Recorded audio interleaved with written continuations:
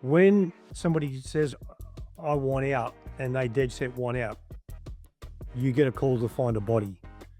The cops, like we had to go and give it. I'll never forget having to do it. It was one of the hardest things I ever did in my life, to tell the family and to see them crack up. When you think times are down, there's one, someone's going and suffering more than what you are right now. And two, why not find out, is there a better path first before you go back down that one? And I said, mate, well, I don't go for any of them now, but when I was a kid, I went for South, and he turned around and said, you ought to jump. Don't care what you think, I'ma just do me, and I wanna hear you sing. I got superpowers, superpowers, I got superpowers, superpowers, I got superpowers, superpowers, working 7 days a week and 20. G'day folks, we have an incredible episode for you today. We have a former professional whistleblower, and no, we don't have Edward Snowden today, but we do have the incredible Rugby League Hall of Fame referee, ladies and gentlemen, Bill Harrigan. Welcome to the show. Welcome to become your own superhero.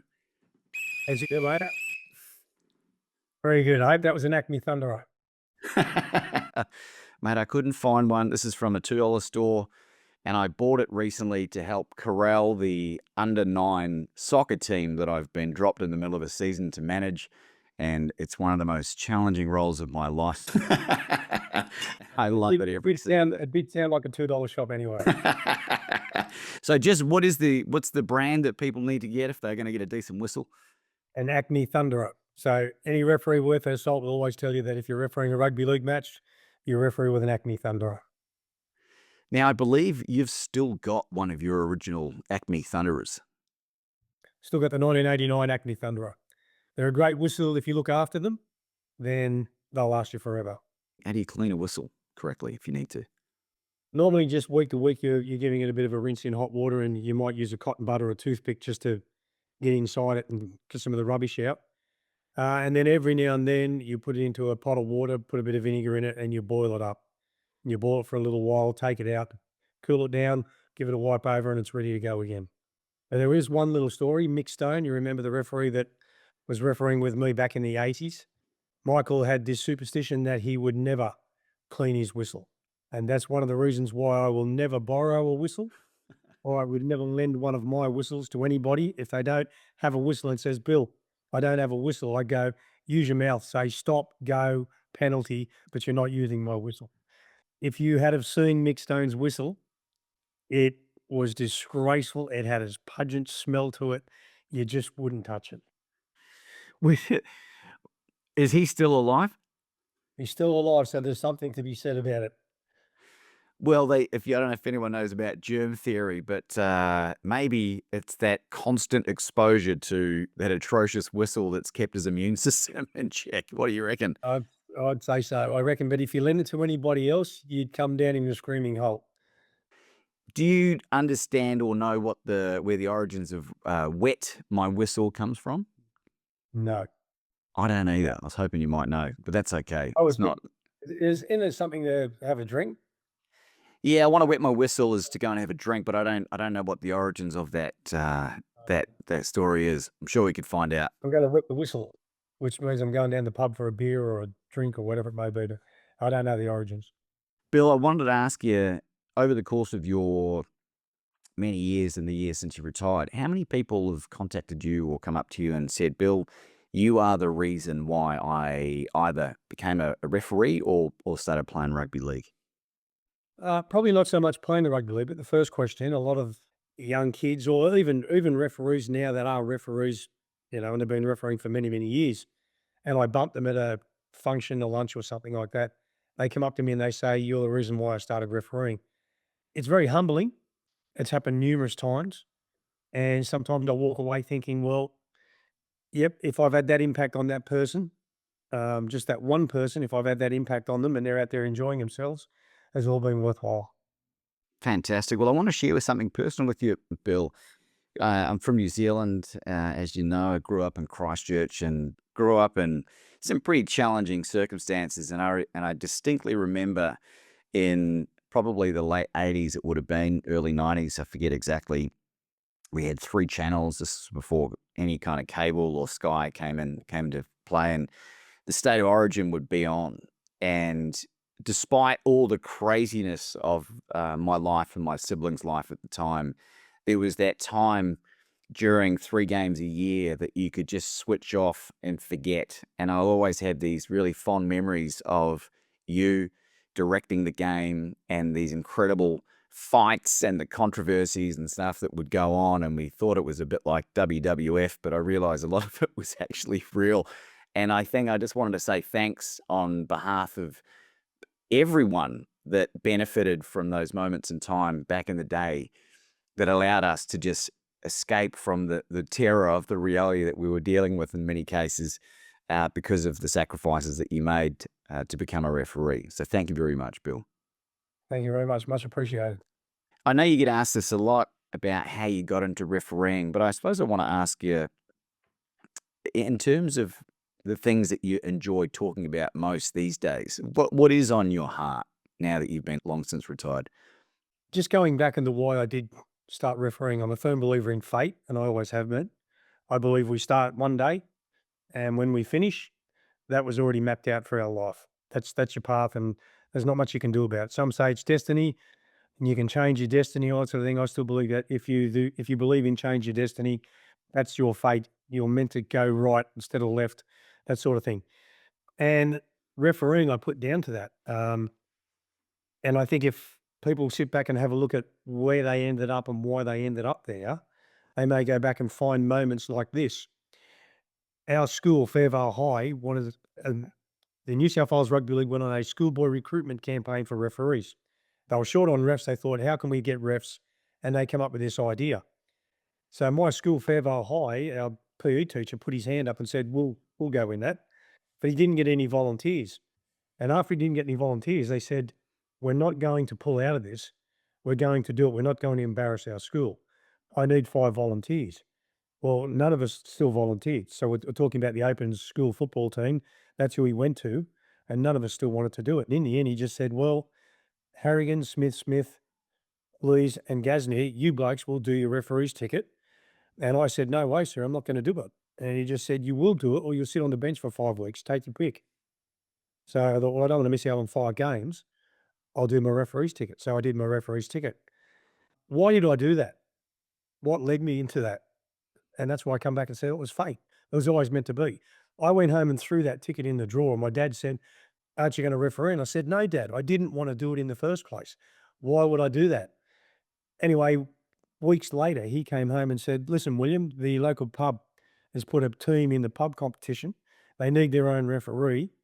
And I went, I'm not doing it. And he said, but they'll give you $20 a game. There's 2 games every Sunday afternoon. We're talking 1977, $40 in the hand. My mate was a first-year apprentice mechanic, earning $45 a week. I'm going to do 2 games and get $40 in my hand. I just turned around and pulled that ticket out of the drawer and said, sign me up. Where do I start? It's all fate. I look at that and just think, little things like that. I could have just said, no, not doing it. And I'm not sitting here talking to you now. I don't have the career I had. But it was little things like that that made it. If that school teacher, Ross Smith, hadn't have made me do that referee's ticket, I don't have the career. I'm not sitting here now. So little bits of fate like that. So I still think about things like that today and going back and looking at it. And then when things happen, my daughter she went for her first time for a driving test yesterday. She failed and she was very upset, obviously. And I just said, Billy, that's fate. It was always meant to be. You're always going to fail it. You're going to get it next time or the time after that, but you will get it. And that's when you're meant to get it. That's how I believe. I know I went off track a little bit there, LeBron, but anyway. No, mate, great, fantastic. And I was just, the thing that I was thinking about as you're sharing that story, and I have heard that on some of these other interviews that you've done. I think it's a wonderful story. I wonder these days if a teacher could ever get away with that now, given the helicopter parenting and all the sensitivities around. What are your thoughts on the modern world and doing that kind of thing? Oh, I don't think they'd be able to. And as a matter of fact, all I said to my teacher was, no, sir, I'm not doing it. They'd probably tell the teacher these days to go get effed. And then the teacher would just be standing there and going, okay, well, And they probably ring up the New South Wales Rugby League and say, "We're out. I'm sorry, we're embarrassed about it, but I've got no takers. We're out." Whereas this teacher just said, "No, we will not." Completely different today. And even if he did make me do it today, I'd probably go home and say to my dad, "Hey, listen, Dad, the school teacher said I've got to sit on the bench for 5 weeks or do me referee's ticket. I don't want to do me referee's ticket."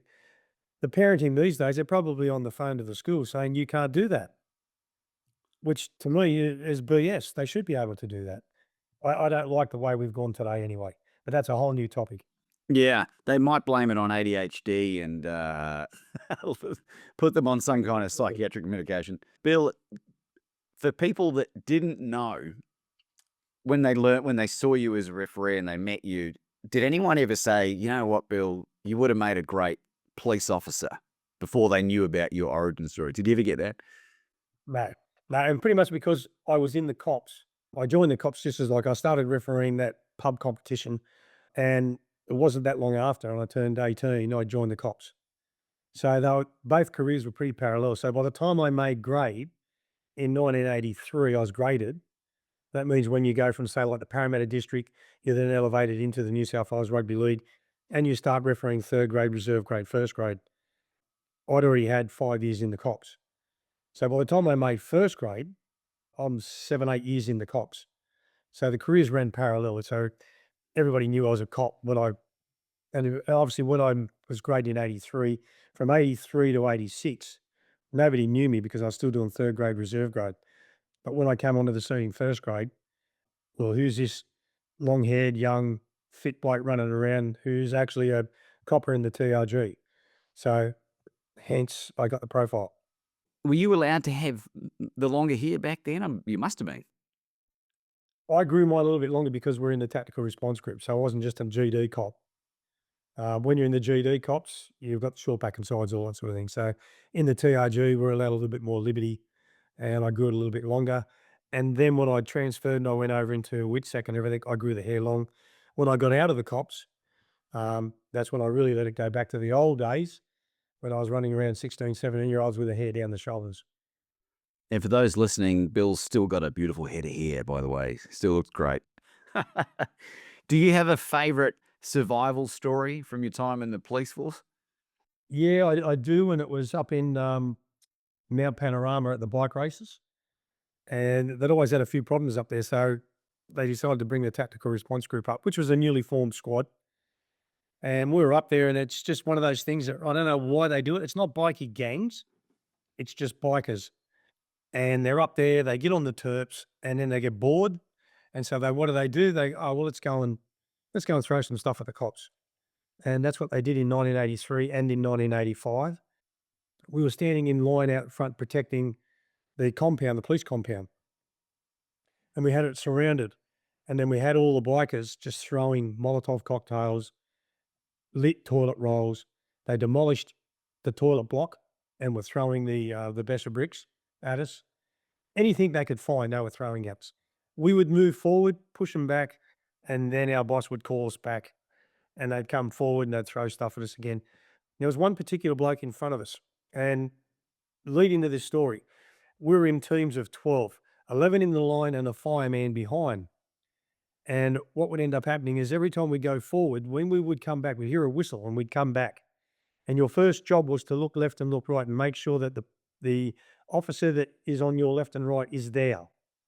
And you were always in the same position. So you always knew who was on your left, who was on your right. We would go forward anyway. There's this bloke. He was peeing into the bottle. He was throwing lit toilet rolls. He was peeing into a Coke bottle and throwing it at us. So when he'd throw, we'd get urine all over us and everything. And after a number of forward, he'd be running off. And in the end, he was getting more intoxicated. And I turned around to my right and I said to Georgie Thompson, "George, next time we go forward, we get him. We concentrate, we bust our guts, and we get him. We're going to bring him down. I'm not copping his crap anymore." We raced out. We almost had him when the whistle went. Like I'm only a hand away from grabbing him. And the whistle went. So discipline-wise, we should have stopped, come back and lined up again. But I was almost had him and I thought, "No, stuff it." So George and I kept chasing him. We chased him down amongst the tents. And now we're a fair way in. And all of a sudden there was some bloke yelled out, "There's only two of them." And I looked at George and we stopped. and the mob that were running from us and we're still chasing this bloke stopped and turned and came back at us. So now we were running and we were running back up the hill through the tents to get back to the line. And fortunately, they would have caught us because we were carrying all our gear on, our baton, our shield, helmet. There's no way we're going to make it back. They were going to catch us. And it was fortunate that when the line came back and they looked, no Harrigan, no Thompson. So straight away, they were launched back in to find us. Had that not happened, we would have been caught, and then who knows what would have happened to us. We could have had the shit kicked out of us. That we don't know. But fortunately, our team got to us, brought us back. When it was all over that night, hours later, Georgie Thompson and I absolutely got thumped by our boss for breaking discipline, which our squad was built on discipline. And we certainly got a good kick up the backside for it. But that was a life-threatening situation. Had they have not come back for us, who knows what would happen to us. And you had a tooth knocked out from a stray brick that got biffed at you, I believe. Yeah, it was just one of those fluke things. You've got the shield with the visor, and I've got the shield up here. And at one stage there, I just happened to put it down and move, and one of those like a river stone hit the top of my shield and deflected up and went up underneath my shields on my helmet and got me in the tooth and knocked the tooth out and knocked me, dazed me out, and I hit the deck. They carried me back into the police compound. I was only in there for, I don't know, a few minutes, I suppose. Had a quick drink of water and just said, I've got to get back out there because we were down on numbers. Blokes were getting whacked left, right, and centre. So it was straight back out there and straight in. So for nearly 8 hours, we took a load of crap from the bikers, and then warnings were sent to them all the time. And then in the end, there was a warning saying, if you don't go home, back to your tents, you will suffer the repercussions. And at that stage, our boss just turned around and said, if you catch someone, just give it to them. And it wasn't no grab it and properly, stick the arm up behind them and march them back and say, mate, you're under arrest and everything. It was take no prisoners. I think the statute of limitations is probably finished now, Bill, so you might want to check it first. Probably gone, but I can tell you there was a lot of blokes walking around the next day limping by the crook knee. We're always taught to strike kneecap, elbow. They were the two strike points. So there were quite a few people holding their arms and limping around the next day. And so they bloody well should have been. Were the Australian cops carrying guns back then? Yeah. Yeah, we had the Smith & Wesson 6-shooter. I haven't been back for a few years now, but the New Zealand coppers had batons and maybe some pepper spray until I think most of them don't carry guns these days, which is mind-blowing when you think about police forces around the world. How soon after that event did you end up leaving the police force and becoming a full-time referee? Well, that was in 1983 and then 85. In 1988, 89, I transferred from the Tactical Response Group and went to SWAS, Special Weapons and Operations Squad. Pretty similar. A little bit of difference in what they do, but pretty similar. And whilst I was with the SWAS, they also had an offshoot, one negotiations. So you'd still be a SWAS member, but you could also go and do negotiating. So I decided to go and do that as well, which meant that every 3 or 4 weeks you'd go on call, and if a job came up, you'd go out there. So you jumpers off bridge buildings, hostage and siege situations, that sort of thing. And then we also had witness security unit, a part of SWAS. And in the witness security unit, we were looking after, obviously, witnesses. 95% of them were baddies that are rolled over. Well, 5% of people that were just good Samaritans and just decided to speak up, but all of a sudden they found themselves in our witness security unit where we had to look after them because contracts were put on their life. And so I did that, and then in 1990, the end of 95, I took three months leave without pay, which was my leave that I was entitled to. Oh, sorry, 3 months leave with pay, which I was entitled to. And then I took 3 years leave without pay, and at the end of that 3 years, I had to resign or come back, and I still had 2 years of my super league contract to go. I did write a letter to the commissioner at the time, Peter Ryan. It was the English gentleman that came over and was the boss, and he denied. I just said, if you give me another 2 years leave without pay, I'll come back. And you've got a police officer with 18 years of experience coming back into the job. And he said, no, see you later. So I resigned. So I actually resigned 99, but I hadn't worked in the cops since October 95. So just going back to the policing side of things, so you've been literally talking people off ledges as part of your career. Yeah. Do you mind me asking Possibly. how many times you were able to do that successfully? Well, you know what? When you do it successfully every time. There is a reason behind that. And I'd say that if anybody didn't do it successfully, and I don't have any stats, but even worldwide, it would be less than 1% or 1%. And the reason behind that is because when somebody wants to commit suicide, and I'm not going to go into the path of thinking I'm a psychologist or whatever here. This is just facts. When we get called to a job, whether it's the Gap off the heads at south head at Watson's Bay, whether it's the Sydney Harbour Bridge, or whether it was a building in Bathurst and Castlereagh Street that I talked to bloke off, I got the three of them off. The reason you get them off is because when you get a call and they're there and they're still there and you start talking to them, and the one at the Gap took 24 hours. I didn't do the whole 24 hours. I actually went away, but was called back again 8 hours later or 9 or 10 hours later. Is because they're looking for help. They don't want to die. They think it's the way out, but they're looking for help. When somebody says, I want out, and they dead set want out, you get a call to find a body at the bottom of the Gap, at the bottom on the street from the building, or in the water off the harbour bridge. You pick them up because they've already done it. So how many do you talk down? I would say that 99 point something percent. When you get there and they're still there, you talk them off. You very rarely see them jump in front of you. And I reckon that's worldwide.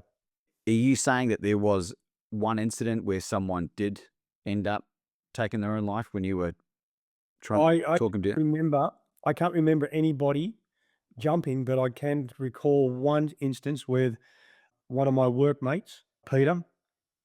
He was talking to a guy at a gas station that wanted to light the gas station up, and he actually took a pill right in front of him and did it. And that's the only one that I know of that took his life in front of a negotiator whilst being negotiated.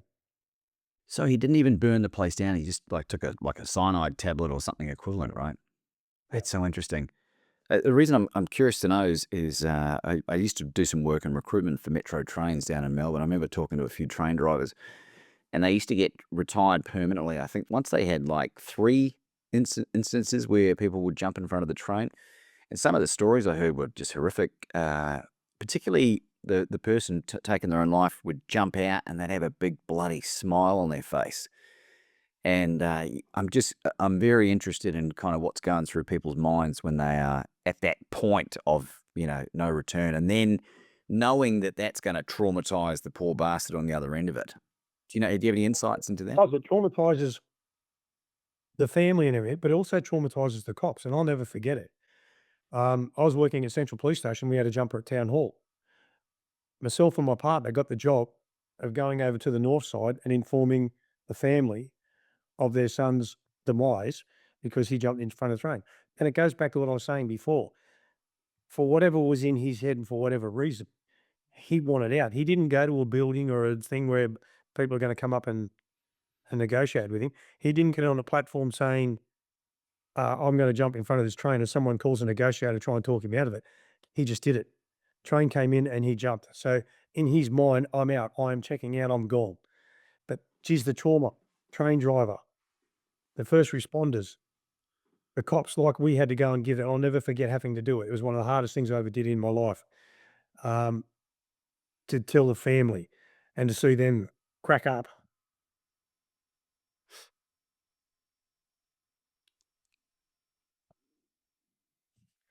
So, and then the rest of their family and their friends. Anyway, let's leave that one there. Well, man, I appreciate you sharing it. I mean, there's always lessons that come out of these somewhat shitty experiences, right? What did it teach you that has helped you in your own life and maybe help other people that you could share that might be of value to people? I suppose one of the things whenever I talked the people off the buildings and that when I did that was that this is not the way out. There's always something else. There is talk, and this is what I used to say to them in the end. I went, look, come off now. Let's go away and talk. Let's see what else is there. Let's get somebody that can give you a hand, give you some help, find out what is the core of why you're here, that sort of thing. And if you're not happy with that, you can always come back another day and just jump. Now that might sound harsh, but in reality, it is reality. Why do it now? You're still standing here and talking to me, and in the case of the one at the Gap, that was 24 hours. And in the end, and I won't say his name because I don't know if these people are still alive or not today. But M, when I came back that morning and I said, M, you're still here. Why, mate, why are we still here? Why are we still talking? And anyway, we were still there for another few hours. And then the sun came up and it was around 7 a.m. And I just said to him, M, you know what's going to happen here very shortly? And he said, what's that? I said, there is going to be tour buses full of tourists who come to the Gap for the view and to have a look at it. And they're going to be walking up this path and there's all the police cars down the road. There's an ambulance and there is me here talking with you. Why do we want to let them see that? Let's go now. Let's go and have a cup of coffee. I do have to take you away to see some people. Talk with them. Something rational might come out of it. You might see that what you're thinking is completely irrational and wrong and you were going down the wrong path. And if you don't, come back tomorrow and jump. Done. But why are we still here, mate? It's nearly 24 hours. It was 23 hours. I went, why are we still here? You don't want to go, mate. Otherwise you would have gone. But let's walk away now. And he did. He come away. The same with the building in Castlereagh Street, the same at the Harbour Bridge. They come off and they went with me. Yeah, I don't know whatever happened to them after that. And that's where you sort of shut the rest of it off. You don't want to go prowling into their lives and find out what happened. You just let it be. And then that's pretty much what I got out of it. And that's the way I handled it. And there's always, when you think times are down, there's one, someone's going and suffering more than what you are right now. And two, why not find out, is there a better path first before you go back down that one? On the off chance, the remote chance that the person that you talked down happens to listen or watch this, I would love for you to reach out, connect with me, and let us know how things have progressed. If clearly, if you're still around, life hasn't been that bad, and I'll be happy to relay that message to Bill Harrigan. I'm sure you'd be receptive to that, Bill. I mean, what a wonderful, you just never know what's out there, and certainly didn't mean to make you cry, but I wonder, like, this podcast is all about becoming your own superhero, and that kind of vulnerability, I think, is really important. And I wonder, when was the last time you got emotional about that? Do you mind me asking? How long has it been? I haven't told that story for a long time, that part of it, but just telling that story, it put me back on that doorstep. I don't want to go back on that doorstep. Yeah. It's too emotional. So let's go to, I'll lighten you up a little bit on that. I know we've harped on this a little bit more. We got to get back to the podcast, LeBar. This is the podcast, Bill. The young gentleman that was on the building on the corner of Bathurst and Castlereagh Streets, I was talking to him for a little while, and I did a few things on that day which was against protocol. For instance, I sat on the wall with him. So it's one of those roofs, and then there's like a brick wall that comes up around about 3.5, 4 foot high. You can look over that, and there's the road all the way down the bottom. Jeez. This guy was standing up. So I'm standing behind him, and this guy was standing up and looking down. And then he would sit down, and when he would sit down, it was very awkward. Like if he just moved a little bit, he could be over the edge. And then he'd stand up again. Then he'd sit down and have a fag. Then he'd stand up, and I'm still standing behind him. So to talk to me, he kept turning around. And when he's turning around looking at me, I'm thinking, this bloke could fall at any second. So I turned around and said to him, can I come and sit on this wall with you so you don't have to keep turning around to look at me? If you're not comfortable with it, I won't, but I won't sit anywhere near you. And I was never going to anyway because I didn't want to be obviously out in reach. So I went and sat on the wall. Now I know straight away that was frowned upon because I put myself in danger. But instead of sitting on the wall, my feet hanging over the edge like he was, I straddled it. And I thought if he does run at me, I just fall this way and I'm over the side before he can do anything to me anyway. So I did that and I was, a few feet away from him, 5, 6 feet away. Enough that if he did turn to go at me, I could fall. So we're yakking on for about another hour or so. And I'd gone through sympathy, empathy, um, even attack, and went through all the different phases that we've got to go through as a negotiator talking to people. And in the end, I'm thinking, what else am I going to talk about? Like I've run out of stuff. So I said to him, mate, do you like footy? And he said, yeah, I like footy. And I said, well, who's your team? And he told me his team, and then we started talking about footy, and we got right in depth in about footy. And then he turned around and he goes, "Hey, Bill," he says, you seem to know a lot about footy." And I said, "Yeah, I do." And then he said, how come you know so much?" And I just said, "Look, okay, you obviously haven't pegged it, but I'm the referee, the first grade referee, Bill." And he goes, "Bill Harrigan, that's you." And I just said, "Yep, that's me." And he goes, "Oh, wow. I'm sitting there talking to Bill Harrigan. Wow, this is unreal." And then he said, "Hey, Bill, which team did you go for?" And I said, mate, well, I don't go for any of them now, but when I was a kid, I went for South." And he turned around and said, "You ought to jump."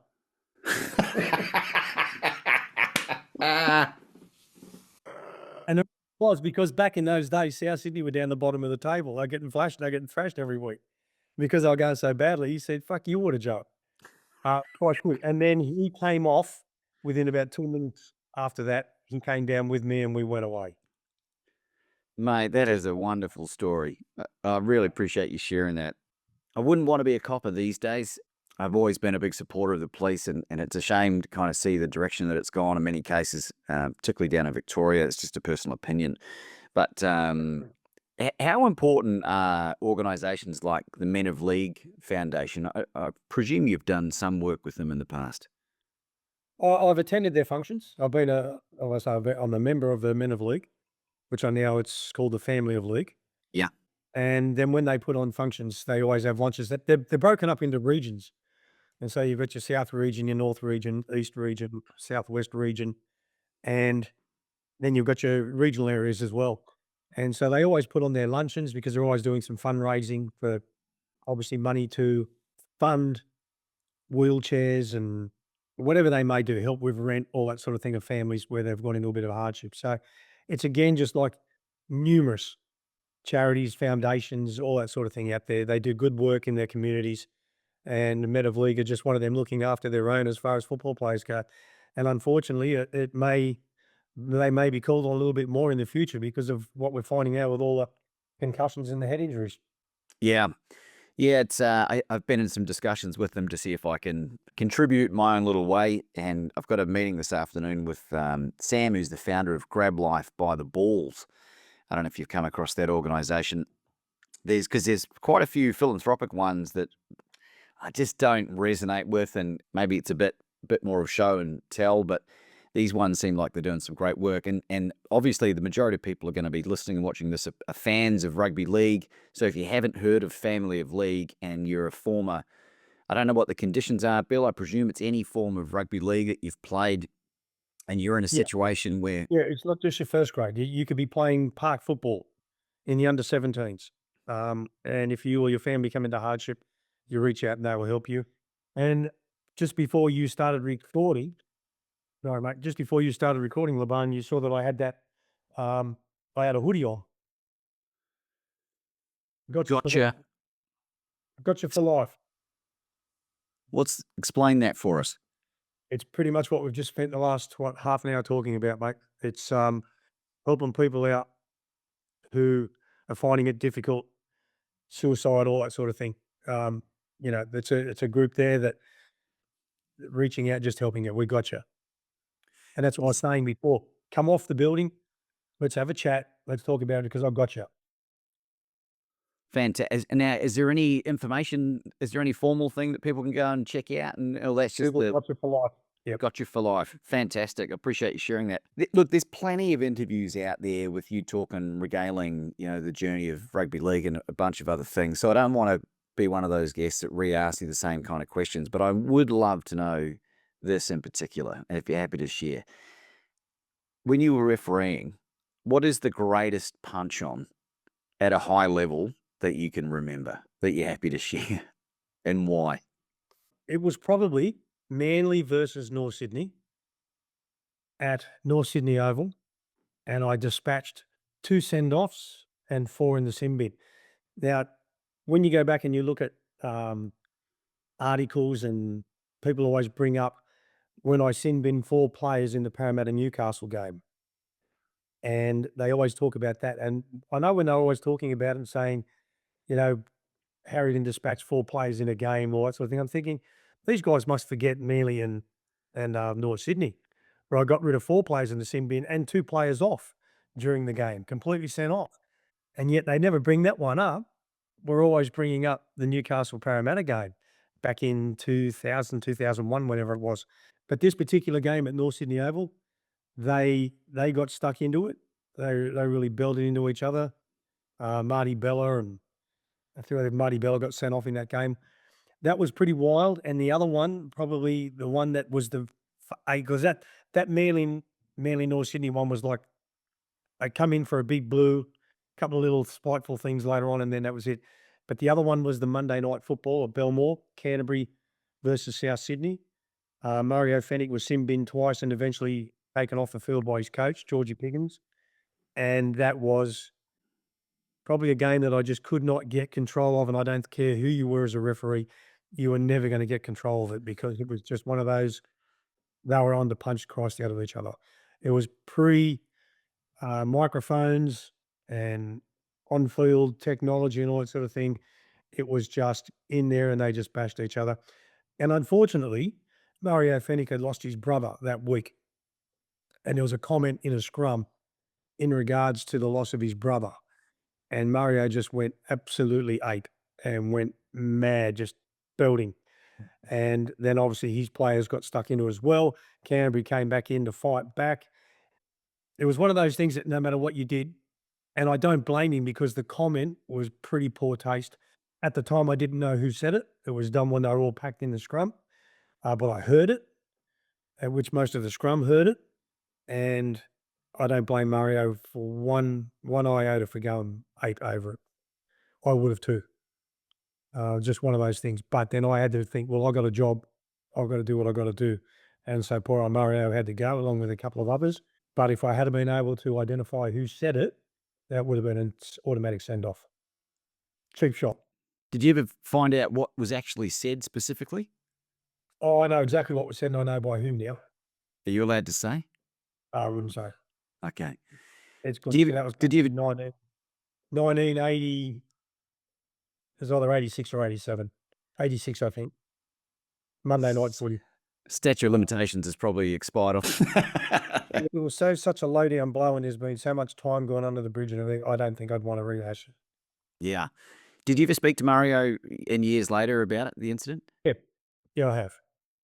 And you know what? And poor old Mario is one of those players now that is suffering from the head injuries. Yeah. He's not well at all. Hmm. Yeah, it's an interesting one. Just to follow up from that question about the fighting, and not that we condone violence here, Bill, we certainly don't, but who had the best right hook out of all the NRL players that you ever saw that landed a good one? Probably Ian Roberts, South Sydney prop forward, the first one to out himself in the rugby league. And I know all the players, there might have been some cheap shots said behind his back, but no one was going to say it in front of him. No chance in the world. Do you ever remember a connection that just like you remember just standing in awe of the fist hitting the face? Yeah, well, see, back in when we go back in my day, back in the 80s, and even in the early State of Origins that I did, there was always that softening up period. And whenever that happened, I never blew the whistle and tried to go in and break them up.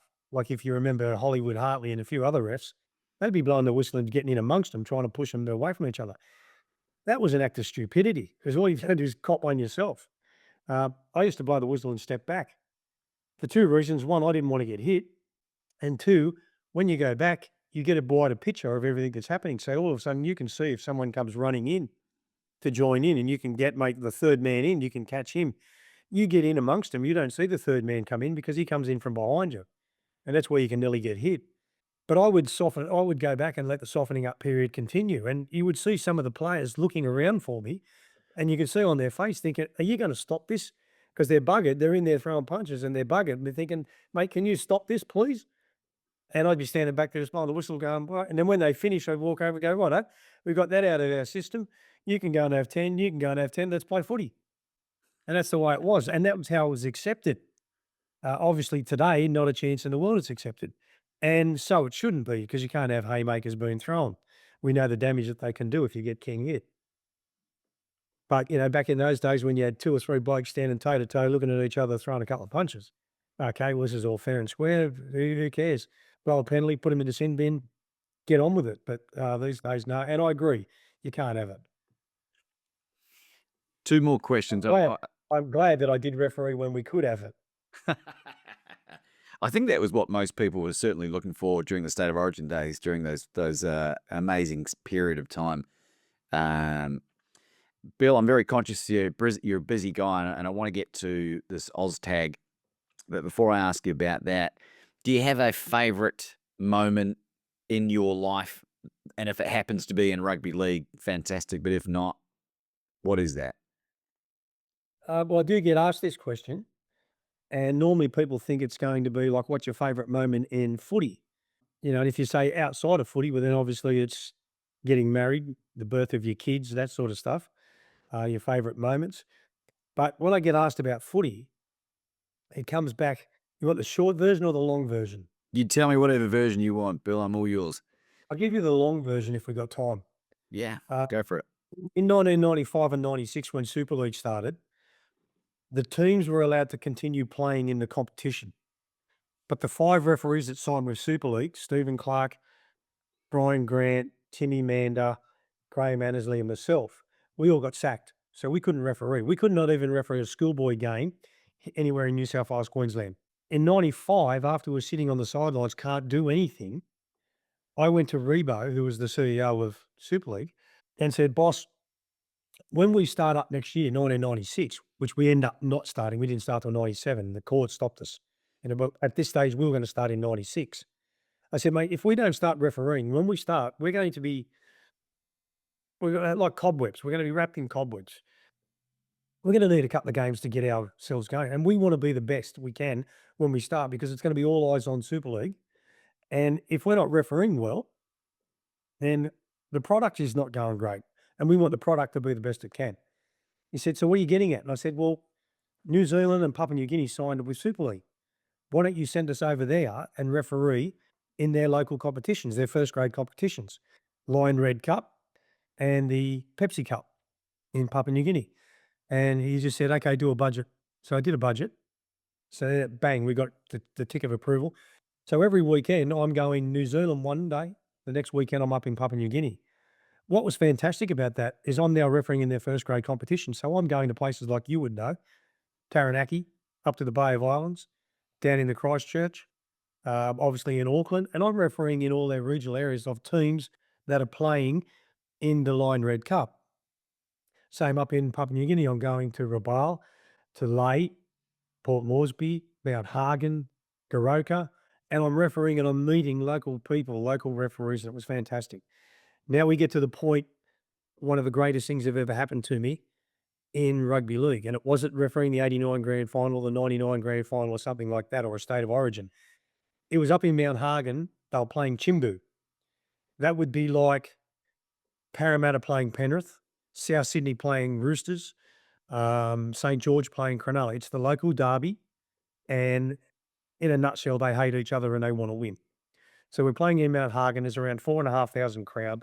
It's not a stadium or anything. It's like a paddock, park foot with this little rickety stand of about 5 or 6 levels. And out I go and I'm refereeing this game, and it's 28-30 Chimbu's way with only minutes to go.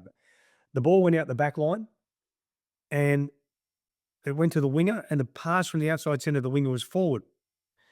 And as I'm blowing the whistle, forward pass, he's dived over and scored in the corner. The crowd's gone berserk.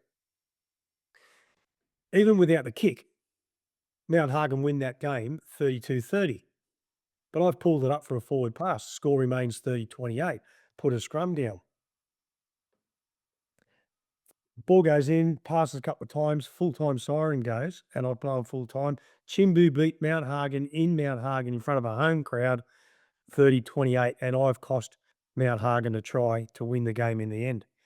And this chant starts up, and it sounds like kill him, kill him, kill him. And the crowd jump the fence and they're running onto the field with this chant. Their arms are going up. And I thought, I'm dead. I'm actually dead. And if people have heard about or been to Papua New Guinea, they know that violence is pretty much everyday occurrence, and especially around football, and especially around Highlands team playing a city team, or vice versa, or these local derbies, and they get stuck into it. I'm thinking I'm dead. These two guys come in to hit me in the thighs, and I start whacking them. Now there's a whole crowd around me, and I thought I'm going down fighting. Only unbeknown is these two guys have lifted me up on their shoulders and started cheering me back towards this rickety little stand. And now that I could hear them closely, they weren't saying killing, they were going Billy, Billy, Billy. And I've just gone from, oh, Papa, thinking I'm dead, to a rock star. And I thought, how good was this? And they've taken me over in front of this little rickety stand where a few of the officials and coaches are in their car. And I'm a bloody rock star.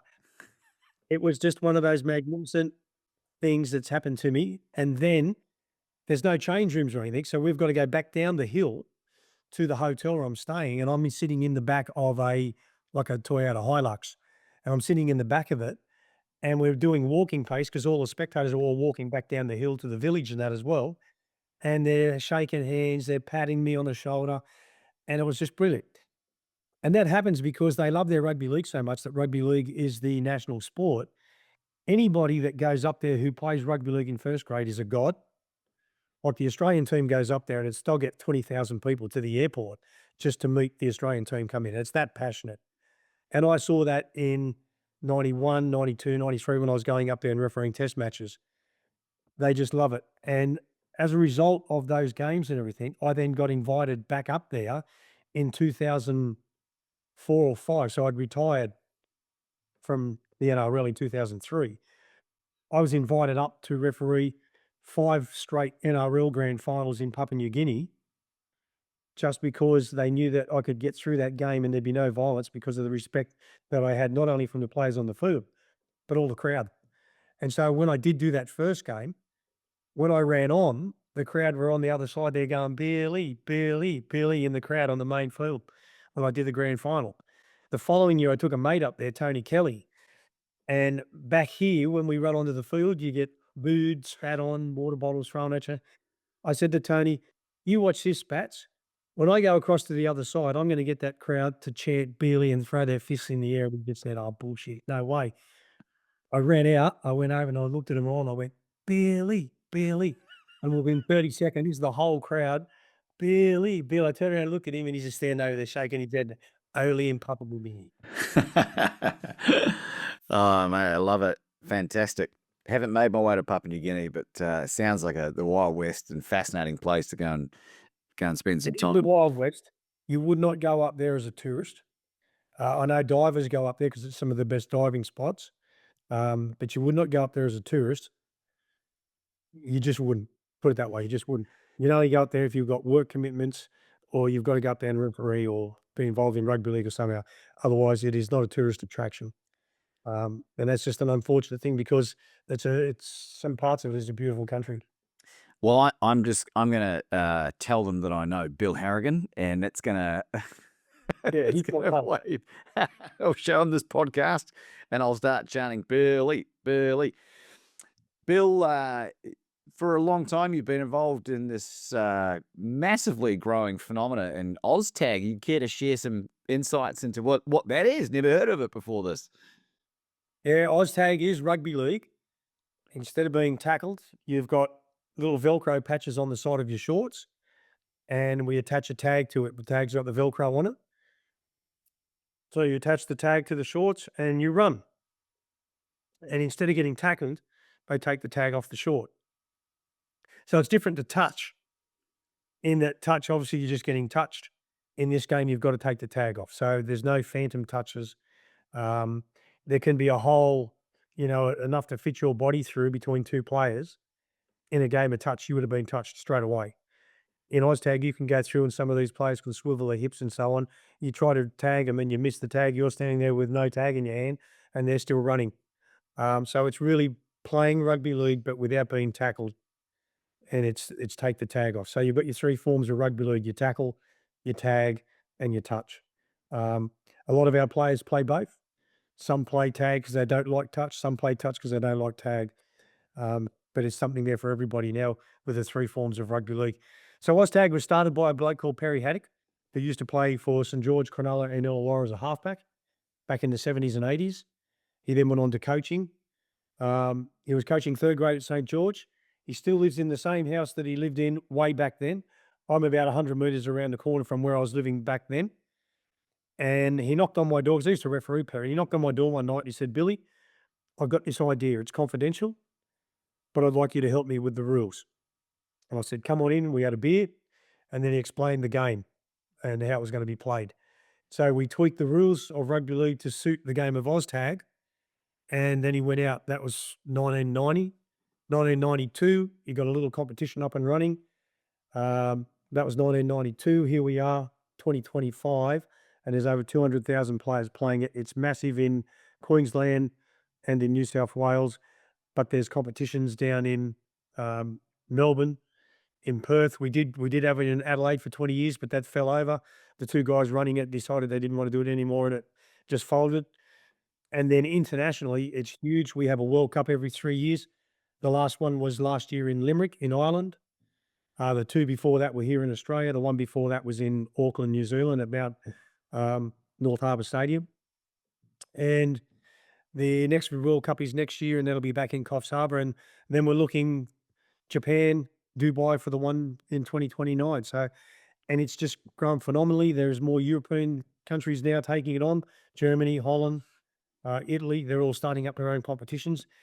And when we have a World Cup now, you've got South Africa, Japan, Hong Kong, England, Ireland, France have all got their own teams, so they play the game. But we've got Italy and then all the South Pacific Islands: Samoa, Cook Islands, Kiribati, Niue, Timor-Leste. What they're made up, they play heritage. So the players that live here and play in Australia with the heritage of those countries then make up those teams. So in the end, we have 32 odd countries being represented in a World Cup. And around about, as I said, about 8 or 9 of them are playing countries. And then the rest of them made up of heritage players playing within Australia, and they make up those teams. So it has become a phenomenal sport. Any age group, we've got kids 4 or 5 years of age running around, and I've got players in their 70s still running around. Fantastic. I might have to don't tell anyone this. I might have to transition the soccer team over to Oztag because they've been watching so much. In one season and Oztag in another. Well, mate, they watch too much FIFA and Premier League, and they dive on the ground and clutch their shin. This is why I never liked soccer. Yeah. The I love bad, the skill of a game, but that's the one part I can't stand. And when I did retire, the neighbour 2 doors down, they all had their sons, and a few of the other dads around the place had their sons playing. And they came down, knocked on my door and said, "Billy, you're not refereeing anymore. How'd you like to play soccer?" And I said, "Mate, I wouldn't have a clue." I said, "I played it in school, in primary school." I said, "But I wouldn't really know that too much about the game, mate." And he just said, "Come and have a run. We're going to put a team in the back then in the over 35s." I think I was around about 40, 43 or something, 44. And I just said, "Okay, I'll give it a go." So I jumped in and I played. I had no idea what I was doing, but I played. And they said, "You're going to play up front as a striker. All we're going to do is put the ball through. You're so fast, You just bolt and try and kick it in the goal. Do your best. And that's pretty much, they taught me what the offside, onside was. And that's pretty much all I did for, I think I played 13 years. I still got no idea of the rules, but that's all I did. I played in that year. But I enjoy it. But what I couldn't cop was the dives. Blokes taking dives. Like I'd hardly touch a guy when I was running beside him and he'd fall over. So I tried it once myself in the box and I got away with it. See, it's infectious. I fell over on purpose. I thought, well, if all these other bastards are doing it, I'm going to do it too. Yeah, it makes me sick. It really, it really does. Bill, this has been, we're so grateful for your time and how do people get a hold of you or can you point them to OzTag, whatever's important to you that you want to share with people that they can go and further investigate? I am on LinkedIn or, the Messenger on Facebook. Otherwise, I'm at Fairfield City OzTag. So if you looked up OzTag, you look up Fairfield City, there's a Fairfield City email there, and that will get you as well. Ladies and gentlemen, Bill Harrigan.